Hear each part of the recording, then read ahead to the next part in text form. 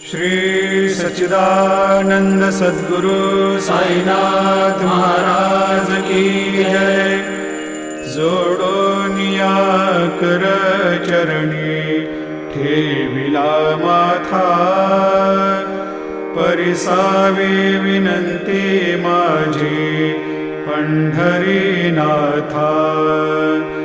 असो नसो भाव आलो तुझिया ठाया, कृपा दृष्टी पाहे मजकडे सद्गुरु राया।